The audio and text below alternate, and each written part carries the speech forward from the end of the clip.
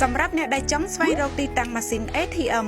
ឬសាខាធនាគារ Acilida ដែលនៅជិតលោកអ្នកបំផុតវីដេអូនេះជាវិធីមួយដ៏ងាយស្រួលដែលអាចស្វែងរកទីតាំងទាំងនេះបាន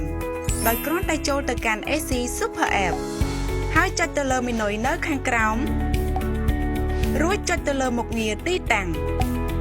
យើងឃើញមានចំណុចពណ៌ខៀវខ្ចីមួយបញ្ជាក់ពីទីតាំងរបស់លោកអ្នកហើយចំណុចដែលមាន logo Acilida ជាទីតាំងម៉ាស៊ីន ATM ឬសាខាធនាគារ Acilida យើងគ្រាន់តែចុចលើទីតាំងណាមួយក្នុងចំណោមទីតាំងទាំងអស់នេះអាសយដ្ឋាននិងប្រភេទក្រដាសប្រាក់នឹងបង្ហាញបន្ទាប់មកចុចលើសញ្ញាព្រួញដើម្បីនាំផ្លូវលោកអ្នកទៅដល់ទីតាំងនោះបន្ថែមពីនេះយើងក៏អាចស្វែងរកទីតាំងណាមួយរបស់ធនាគារ Acilida ទូទាំងប្រទេសដោយគ្រាន់តែបញ្ចូលឈ្មោះ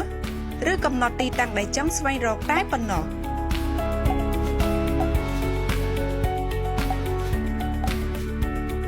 សូមអរគុណ Acilida ប្រជាធនាគារដែលលោកអ្នកជឿទុកចិត្ត